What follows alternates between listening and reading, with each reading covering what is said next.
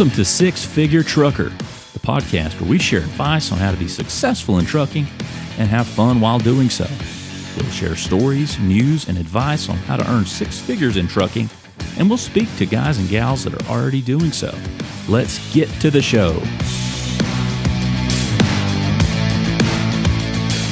Hello, everyone, and welcome to the Six Figure Trucker, brought to you by Norton Transport. And if you guys have been listening to our show, it's one where we elevate and celebrate the drivers that make everything go round and round for Norton Transport and for the economy in general. A lot of times drivers are not always looked at in a favorable light, but that's not what the Six Figure Trucker is about. We like to look and explore, dig a little bit deeper into the lives of these drivers, the he's and the she's that make everything go around. And we've got a very special guest with us tonight. We're very glad to have DeCorey Hawkins on the air with us. DeCorey, how are you? I'm doing good. How are you? I'm doing great, man. It's Friday. I'm glad to see the weekend coming. And DeCorey, where are you now? Right now I'm at High Point, North Carolina. Got you. Now, did you drop in High Point, or did you make your way there on your own, or did you have a load that took you there? Well, no, I had to fly here from Canada to pick it up. Did you say you flew in from Canada? Yeah. Oh, well, tell us about that load that you had that took you to Canada. Well, I had a brand new Peterbuilt 579, and it was one of those deck trucks that was undecked.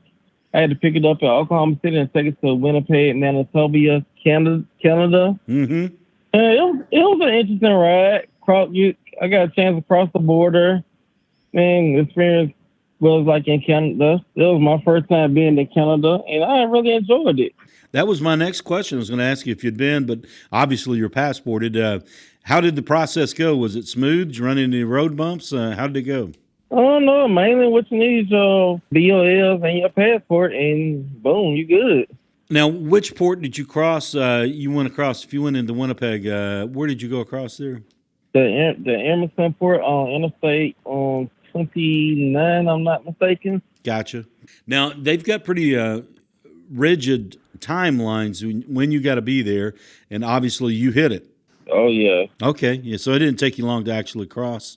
No, it was like a quick 2-minute process for me to cross the border, and from the border to Winnipeg was like a good hour. Okay, and then you flew out after you delivered?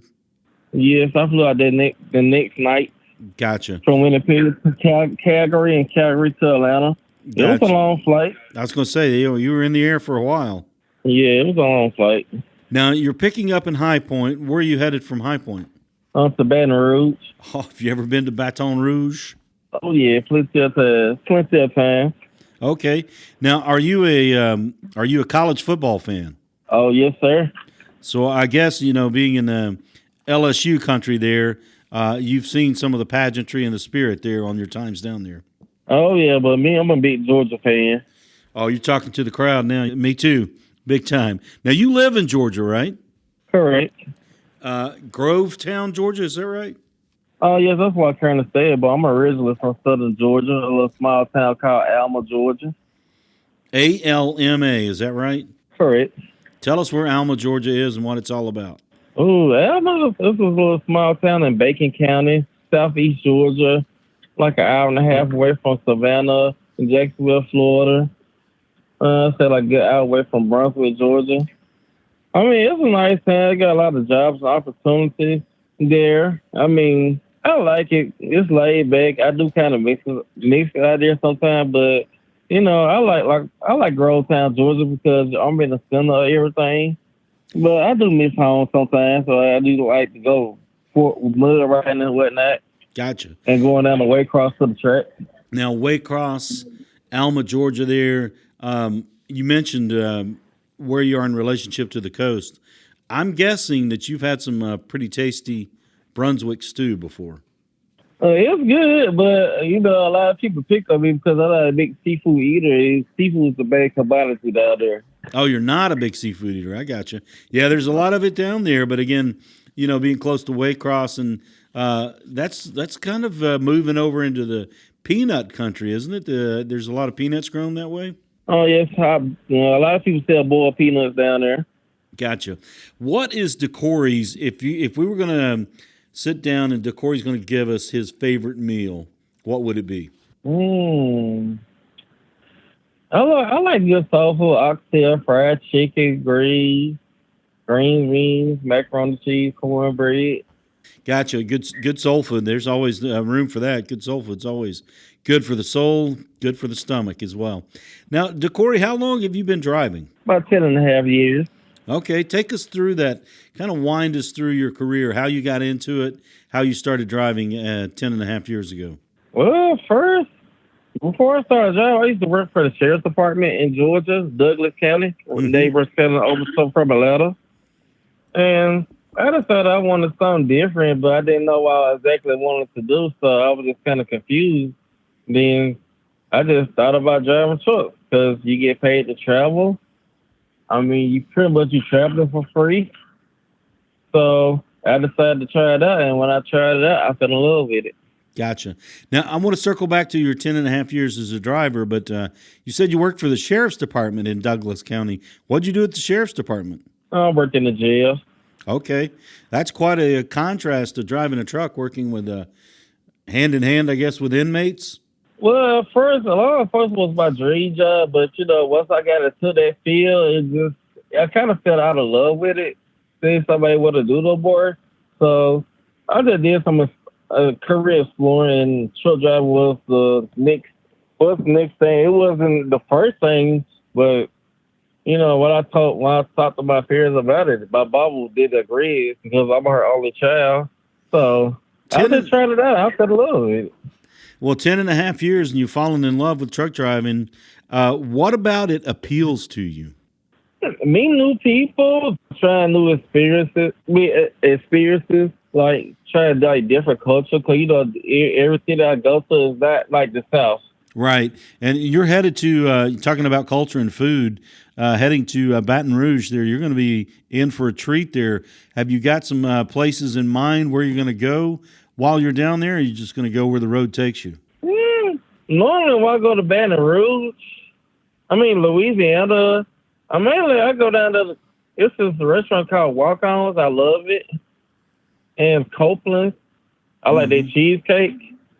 But, on my outside, I mainly go down there for the drinks because they have great drinks. Down in Louisiana? Yeah, but I only do it on my outside. If I'm going to be off, I go get me a drink because it's daiquiri capital. Right. It's a cool place. It's a different kind of a different stripe of culture there in Louisiana. And you were talking about growing up. Did you grow up in Alma? Yeah. Well, during that time, my mom, she was a college professor, so I grew up in Alma. I say majority of my life. Then we moved to Atlanta. And I stayed in Atlanta for a little bit. Then we was back and forth from Alabama to Atlanta. Gotcha. From Montgomery because my mom taught college. What was life like growing up in Alma? Everybody, it's like one of those small towns. Everybody know each other. Mm-hmm. It's like you're not gonna go nowhere without somebody knowing you. But it's a good thing because when you're away, so you got people that'll watch your stuff. So right. It's gonna be a good and bad thing. Everybody takes care of each other.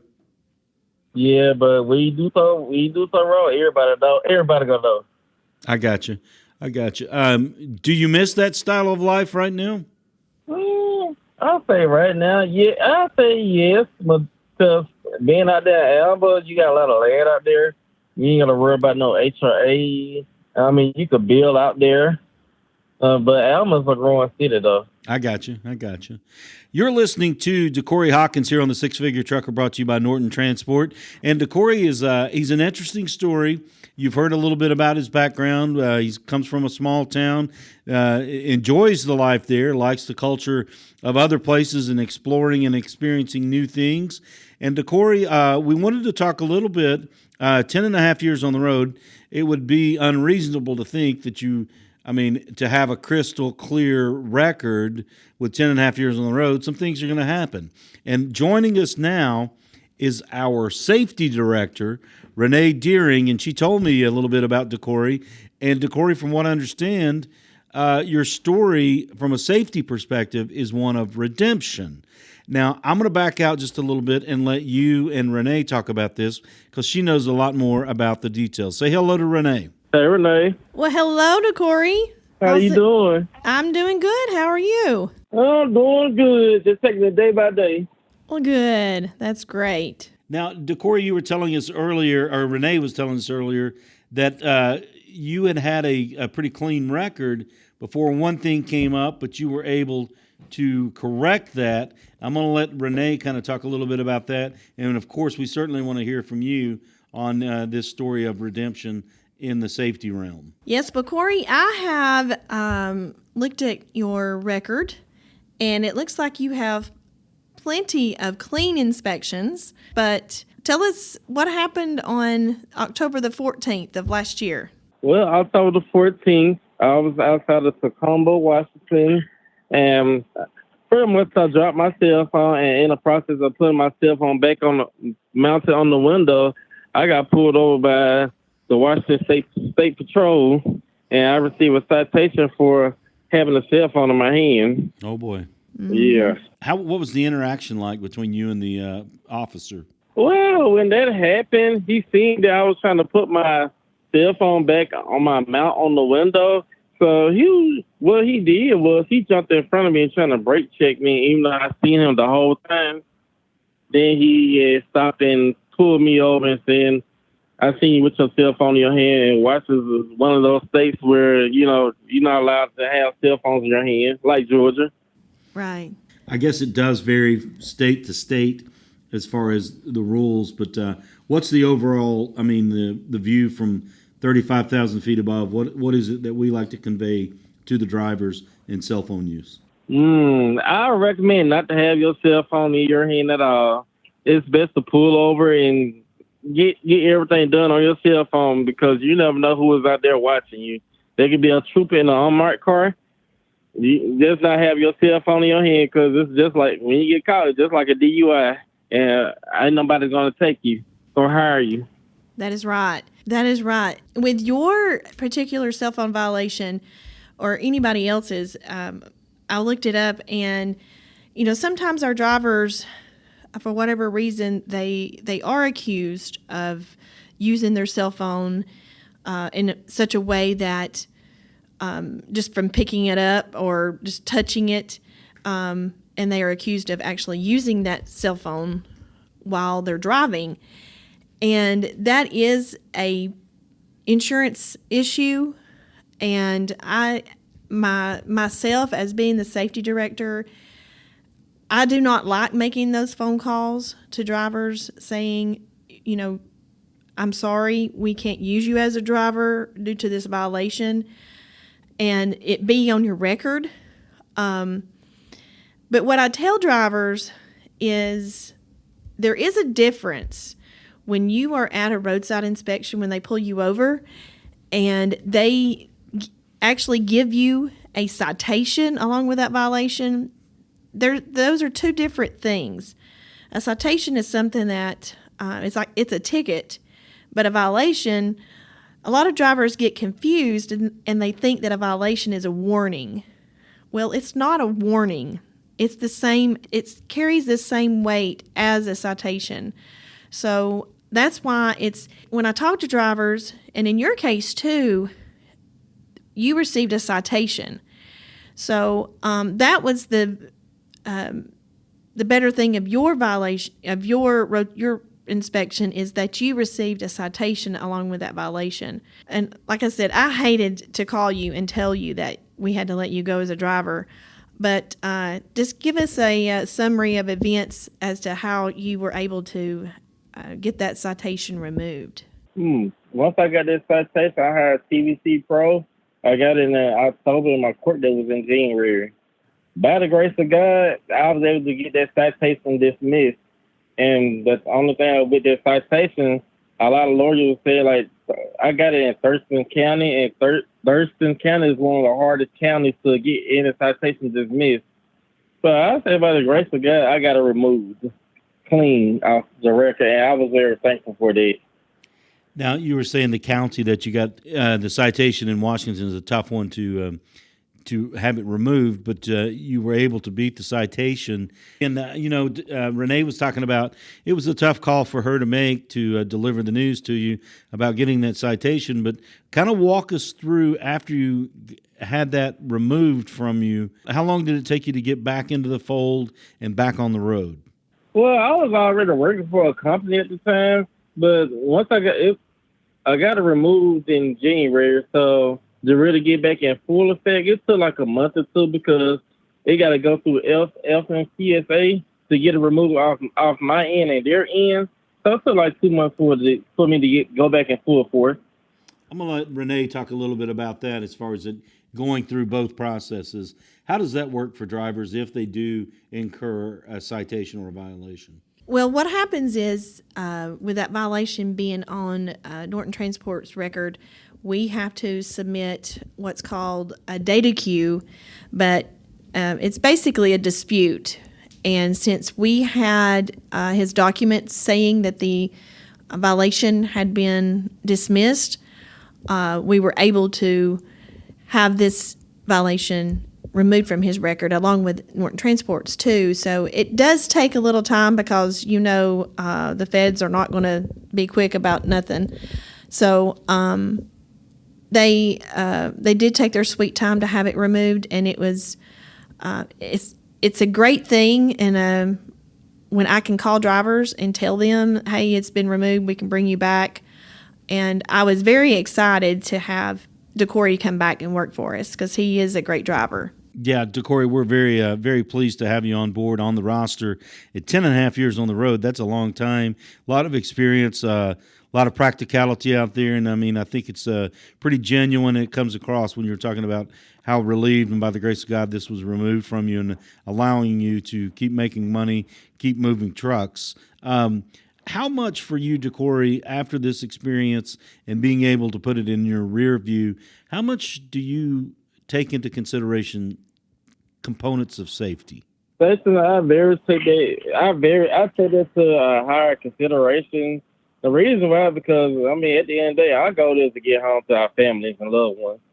And with my friends with that cell phone violation, with me picking it up, I could have read somebody, hit somebody's family, and that would have been a conscience on my mind. But with it being behind me, it was a lesson learned to me not to do it again. Next time, just pull over. You were talking about the lesson learned and obviously how important it is to come home to your family and friends from the road. And you said you learned a lesson about, not having the cell phone there. But being candid and transparent with us, how tough is it to keep your hands off the cell phone, stay off the cell phone when you're out there for so many hours on the road? For me, what I do is I listen to some music. If the radio had like the auxiliary cord, I listen to some music. Half of the time, I just occupy my mind on positive things like what can I do to be a better person for myself? What can I do to better myself in most ways? So I keep my mind pretty occupied. So having a cell phone may be the least of my worries. Gotcha. Now, you were talking about you listen to music when you're on the road. Give us your playlist. What's DeCorey Hawkins going to listen to on the way from High Point to Louisiana? I don't know. It really depends on my mood. I listen to all types of music from country, EDM, gospel, hip-hop, R&B. It just really depends on my mood, how I'm feeling at the moment. Do you listen to not only by your mood, but where you are?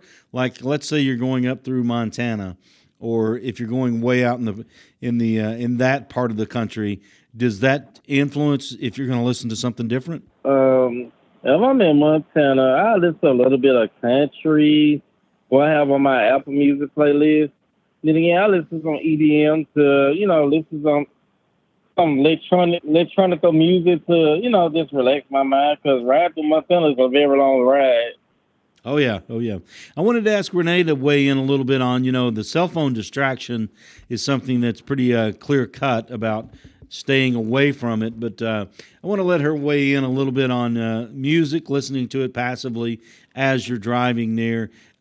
What's I guess your standpoint as far as drivers listening to music. Obviously, you got to do something to pass the time. Oh, yeah. I mean, I think that's great that they listen to music. They just better not touch that phone while they're listening to that music on the road.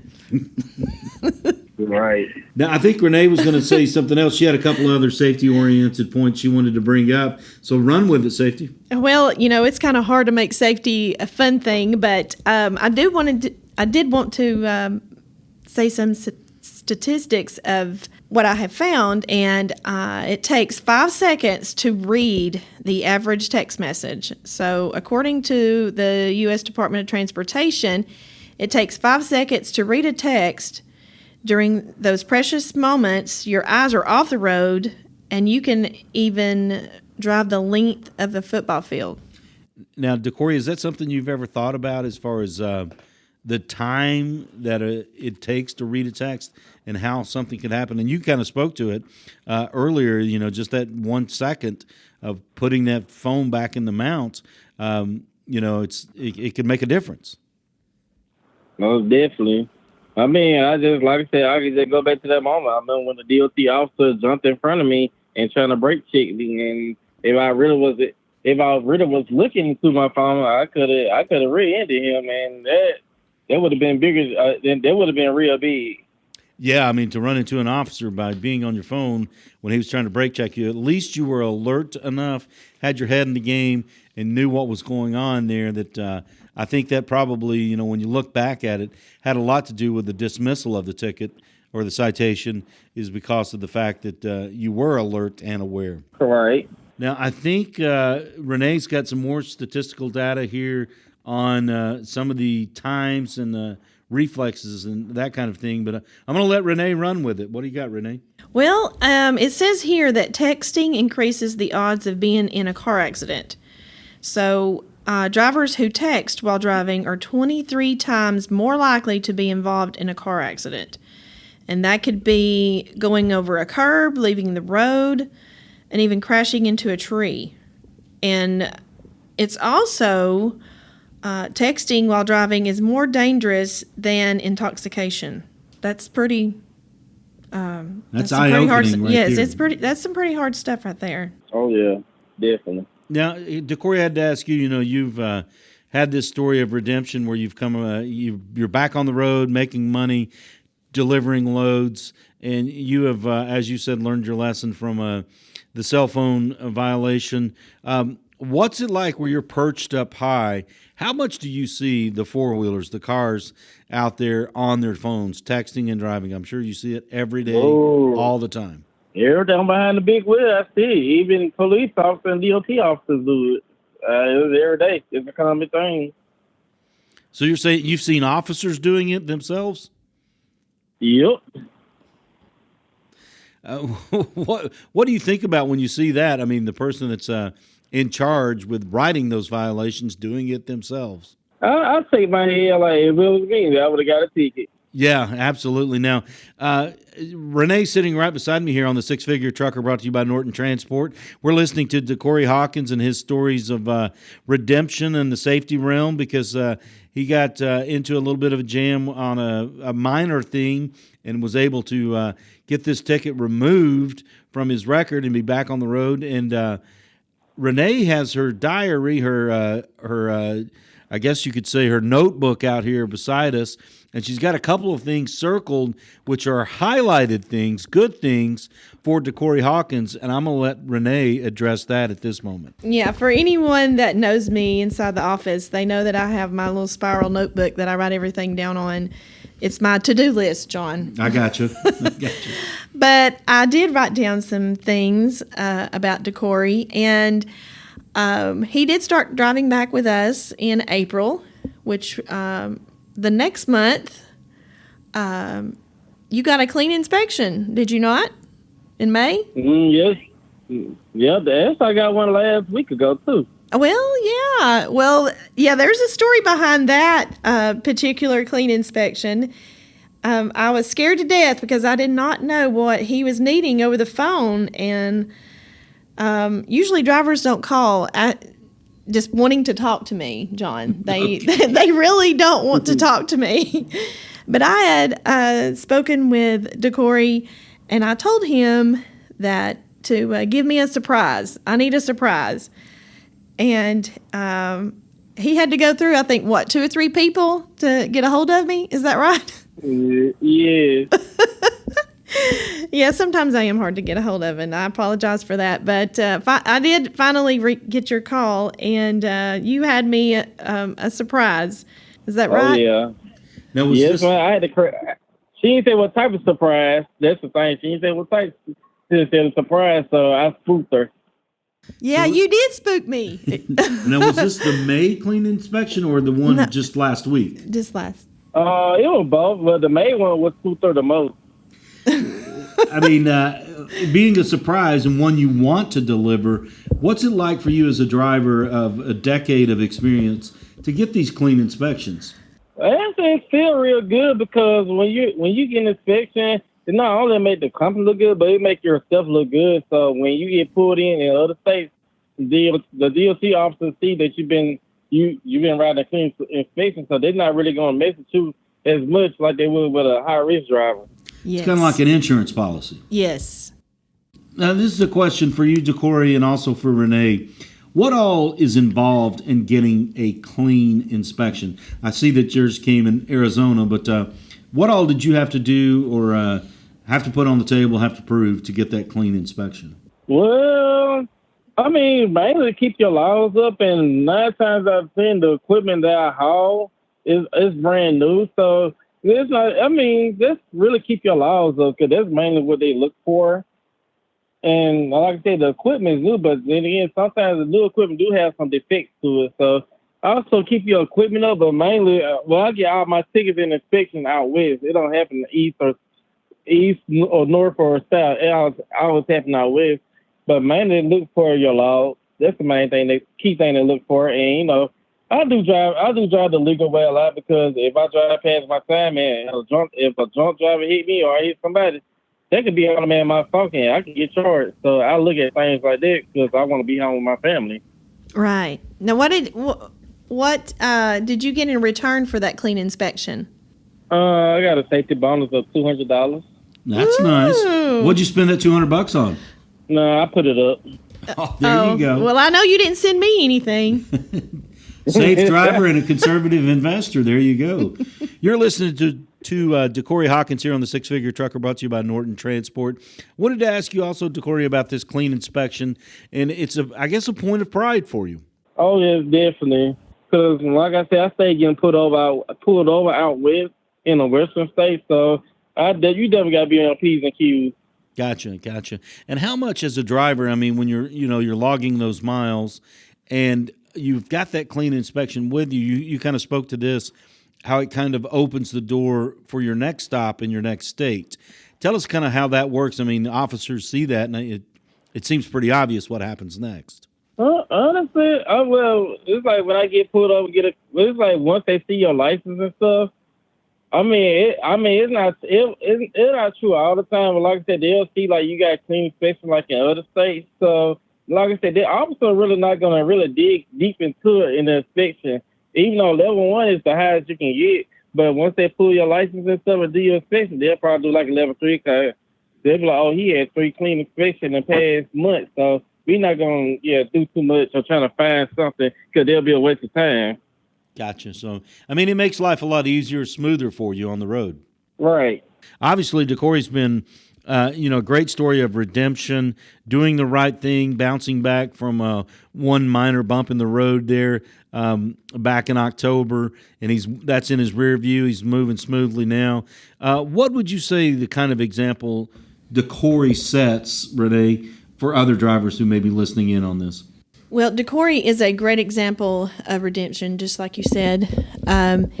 He's a great driver in himself.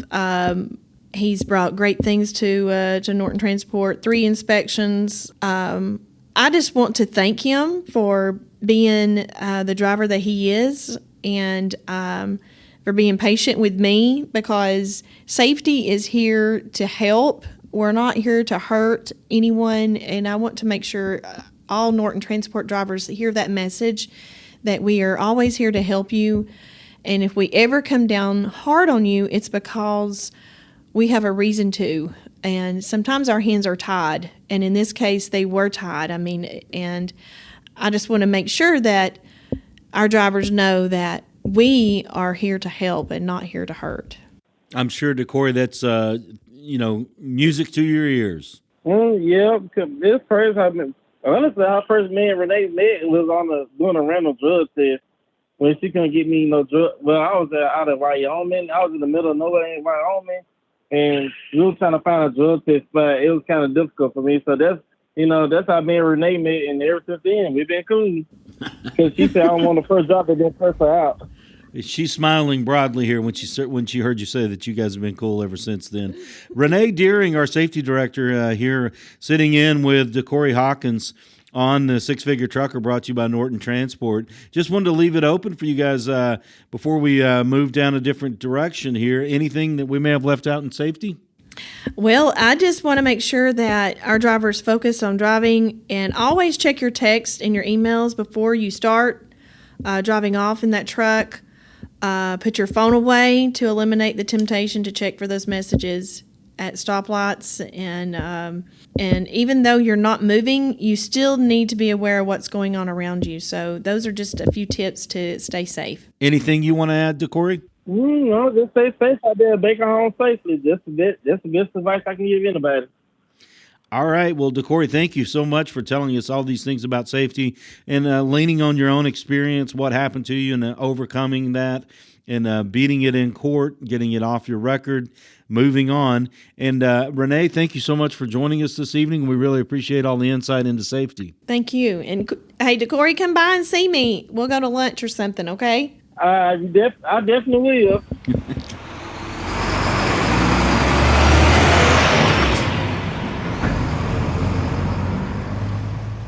DeCorey, I wanted to ask you a couple questions, kind of bouncing off of the safety, but more onto what you do. What kind of things do you like to do when you're not behind the wheel? Let's see. Number one is sleeping.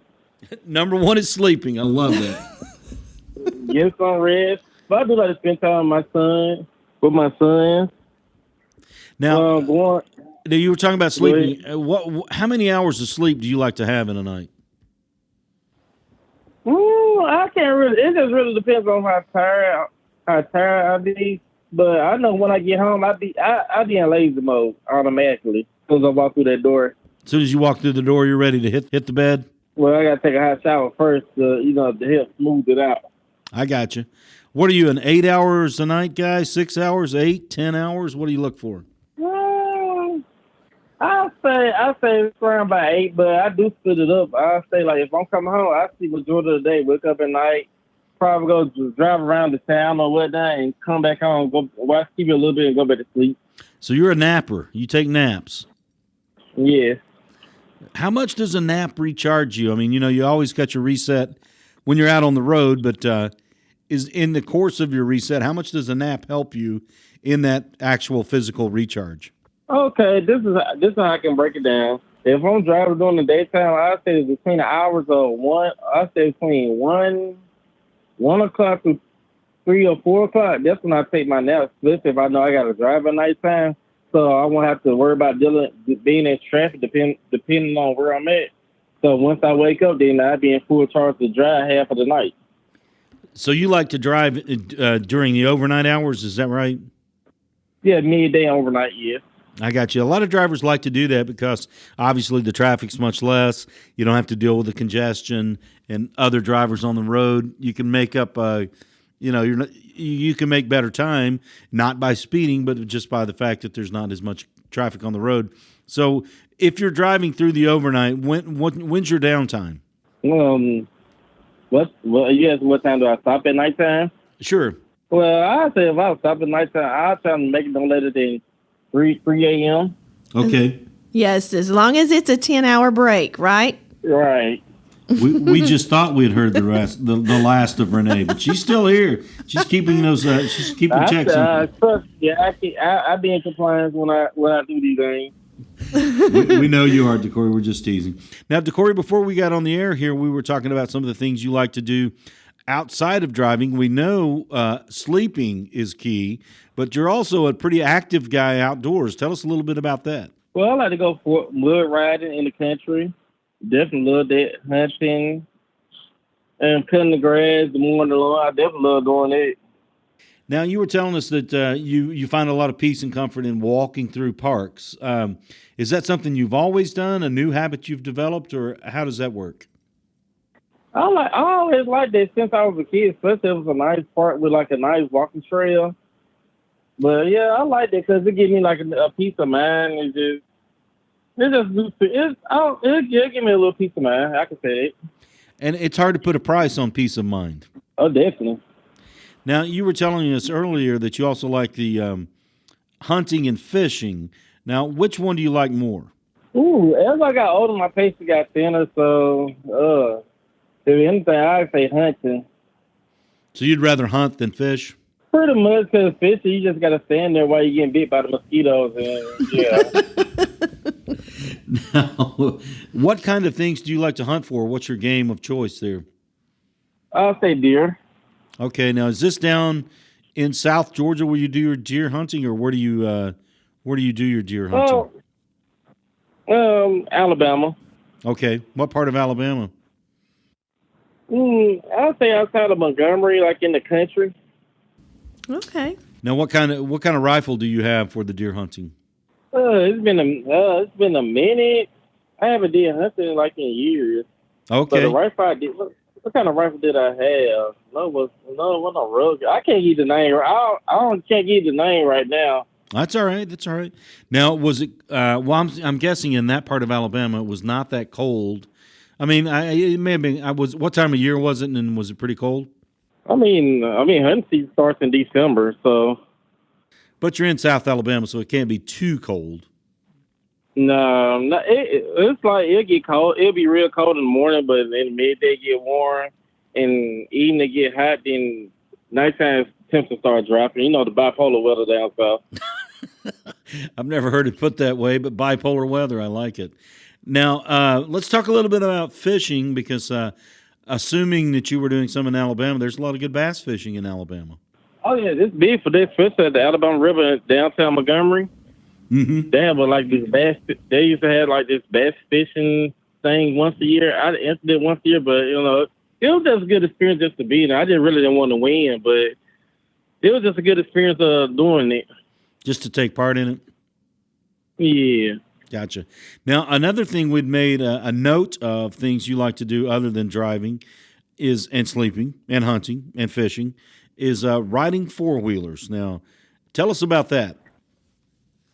I used to stay in Mississippi too a while back, and they had a lot of trail rides.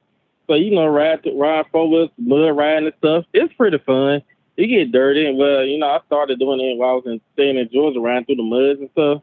At first, I didn't like it because how dirty you get, but as I got older, I learned to enjoy it. Now, you talking about getting dirty. How dirty are we talking about? Describe it to us. Your whole body gonna be dirty in the four-wheeler. Everything gonna be covered in mud. Running through the mud. Now, do you pressure wash yourself? How do you get that mud cleaned off of you? I mean, will a shower do it? Is there enough pressure? Or is it multiple showers? How do you get all that mud off of? It's multiple. You just can't do it off of one sitting. It's multiple. Now, do you clean the four-wheeler up at the same time, or do you let the mud stay on there? No. Well, I'll wait till the next day and do it. You're not supposed to let it stick, though, because if you do, it's going to chip the paint off, and it's going to be harder. Sure. You're listening to DeCorey Hawkins here on the Six Figure Trucker, brought to you by Norton Transport. DeCorey's kind of telling us some of the things he does outside of the cab of his truck. Now, what kind of truck or unit are you in on your way from High Point down to Louisiana? Right now, I'm in a B2 Freightliner school bus. School bus, okay. Does it have air conditioning? That's the only way I take it. I got you. Is this a newer unit? Yes, brand new. Brand new school bus. Now, how does that compare to driving, say, a Peterbilt 579 up to Kansas? Up to Canada. Well, the only thing I like about that 579 had the bed in the back, so when I get tired, I can just stretch out in the bed. Gotcha. Well, you could, I guess, technically sleep in one of the seats of the bus if you had to. You can, but it's not. See, the bed, you can stretch out and toss and turn buses. You can't really do that. Gotcha. Well, you don't have that long of a trip from High Point to Louisiana. What's that going to take you? If I start driving, I'll probably stop in Alabama. I'll be there by tomorrow around about 2 or 3 in the afternoon. So have you already set it up where you can do a weekend drop? Yes, sir. Gotcha. Now, what is it difficult to shift, no pun intended, from driving a Peterbilt 579 to a Freightliner school bus? Is it difficult to shift from such a different type of unit? No, I'm used to it by now. What's the craziest thing you've ever driven? Ooh, I'd say that's a tough one right there. I'd say the crazy thing I drew was a garbage truck, or no, the cement truck, the single seat cement truck. That was kind of difficult. Where was that truck coming out of, and where was it going? Dodge Center, Minnesota, down to Houston. Okay. Yeah, we get a lot of those runs, a lot of people going that way. Those are big trucks. Yeah, heavy, too. What's it like sitting what's the ride like in a big concrete mixer? Rough, very rough. I would say the rough rider trucks I've driven was the Mack garbage truck. Gotcha. Bouncing all over the place? Yeah, you're going to need a cushion for your seat, yeah, because the bumps are very hard because you're riding right in front of the wheel and whatnot, and the engine is right behind you. So it's like your back is hot with a rough ride. Do you pack a cushion with you when you're taking one of those vehicles? I always have one with me every time I travel. How much of a difference does it make when you're on the road that long? It makes a little difference, not as much. Gotcha. Now, let's talk a little bit, DeCorey. You talked about your son. How many children do you have? I got 3. I got a son that's 7, and I have 2 twins that's 8 months. 8-month-old twins? You got to be kidding me. Yep. What are their names? Ethan and Nathan, and my oldest son named Amari. So you got 3 boys, Ethan, Nathan, and what was the other one's name? Amari. Amari. Gotcha. Now, what did you think? When did you know that twins were coming? Let's see. We went to the ultrasound around by April, and the doctor was like, "Congratulations, we had twins." And we thought the doctor was joking, but she had a serious look on her face. So I'm like, "Oh my God, we got twins." I'm like, "Oh God." What's it been like the last 8 months having twins? It's not the easiest, but I enjoy every moment of it because when one go to sleep, one wake up, you be tired. It's rough having twins, but the enjoyable moments is priceless. Oh, and well said, well said. DeCorey Hawkins here on the Six Figure Trucker, brought to you by Norton Transport. Now, DeCorey, I got to ask you, with the twins and their mother, do they dress them the same this early into the game? Are they dressing them? Oh, yeah. Okay. Is that the way it's going to be? Not all the time because, well, the first one twin, he's way bigger than the second one, so not all the time we just the same. Gotcha. Now, how much does being a Driveaway driver help you as far as supporting your family? You got 3 children that you've told us about there. How much does that help you support them in a way that you really want to? It helps. They pay the bills. I mean, at the end of the day, I'm not the type of person that live above their means or whatnot. I gotta have this and that. I work enough to pay the bills to have some money set aside. Gotcha. Now, you're a 1099 independent contractor. You're talking about, you make enough to pay the bills, set some aside. How do you do your planning as far as, obviously it's, in essence, you're your own business, being an independent contractor. How do you plan that as far as how much? You may take a run that's, cross country and you make a lot of money. Then your next one may only be 250 miles. You don't make as much. But how do you balance all that out as far as making sure that it's enough for DeCorey Hawkins and his family? Well, you see the main thing. About doing Driveway and doing this, you gotta have a credit card for one, because not all the time. I mean, it's like the money they give you for fuel. You can use your credit card. Depends on how much your limit is. You can use your credit card. Then at the end of the month, all that money you saved up from your fuel and from your pay, so just pay it off. Right. And give yourself a bigger credit limit. It just, I mean, some first time. Go ahead. Oh, no. I'm sorry. You go ahead, DeCorey. No, it's not. I mean, planning is not always the easiest thing, especially if you get a run that's not really paying much. Sometimes you have to dip into that money, but, it's like you got to make ends meet. Mm-hmm. Now, you were talking about using that credit card and building up your credit, but also do you keep it on one credit card and have reward points, or be able to take advantage of it because you put all your fuel on that one credit card and you were able to, maybe take a nice vacation or something like that? Well, that's I use more than one credit card. As far as I do collect points and whatnot, but I haven't taken a vacation in a minute, so it's time for one, but I haven't taken one in a minute. Well, you haven't taken a vacation in a minute, and it's time for one. Where are you going, DeCorey? Oh, no, I want to go back to Canada. You want to go back to Canada? Oh, yeah, I love it out there. The weather is nice, especially during the summer. I'll plan on going right before the winter kicks in. Now, if you make another trip to Canada, are you going to take the family with you? No, I'm going by myself this time. Okay. Now, will you go back to where you just delivered, or you want to see a different part of Canada? I'll say Calgary and Montreal. Gotcha. What was most appealing about Canada, particularly at this time of the year where it's not so cold? Well, being in Canada, a lot you got to convert yourself over because they go by kilometers there, and you definitely don't want to speed in Canada.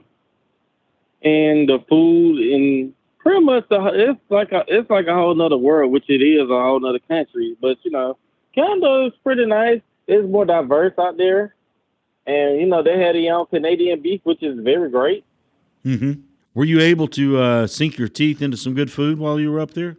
Yes, I have. While I was at the airport, I ordered me a burger, but Canada is more expensive. I would suggest have someone up there. Okay, well, good deal. You're listening to DeCorey Hawkins here on the Six Figure Trucker, brought to you by Norton Transport. DeCorey, we're coming down the home stretch here. Wanted to ask you, you've been driving for 10 and a half years. Give us the high point of your driving career. What was the best point of your driving career? I'll say my best point of my driving career when I started. A lot of people talk trash about Swift, but when I started working for Swift and I made my first $1,500 check with Swift. That was the biggest highlight of my moment. Mm-hmm. I didn't know how to feel when I made that much money with Swift. Gotcha. Of course, I have to ask you the obvious question. What was the low light of a 10 and a half year behind the wheel career so far? Well, being away from your family and friends is pretty much when you're on a different career path. You have some people that long-term people that will fall off, and you gain new friends. It's being by yourself a lot. It can be rough. Gotcha. And mentally wise. Is that something you try to mend together and balance as far as, the time away from family and friends versus, making a $1,500 check on a run? Well, honestly, with me being the only child, I'm used to being by myself. It don't bother me, but I just got to the point in my career where it's time. With me having the kids, I do have to balance. I don't have no choice but to balance out. Gotcha. You're listening to DeCorey Hawkins here on the Six Figure Trucker, brought to you by Norton Transport. DeCorey, last couple questions I wanted to ask you. We usually try to close this up when we talk to drivers there. You've got a lot of experience. You've seen a lot of things. You've been a lot of places. What would your counsel be to other people who may be considering moving into the Driveaway space? I suggest get a credit card, do your research about it. Definitely do your research because everybody's experience different. Get more than one opinion about it. Personal opinion about it, because one person don't like it, another one may. Because everybody's financial situation is very different. Mm-hmm. But I suggest really do your research about it, do your homework about it, see what you want to do, because doing Driveaway, I mean, you have your good moments and you got some bad moments. You got some moments where everything is slow and you got to learn how to maneuver and how to maneuver.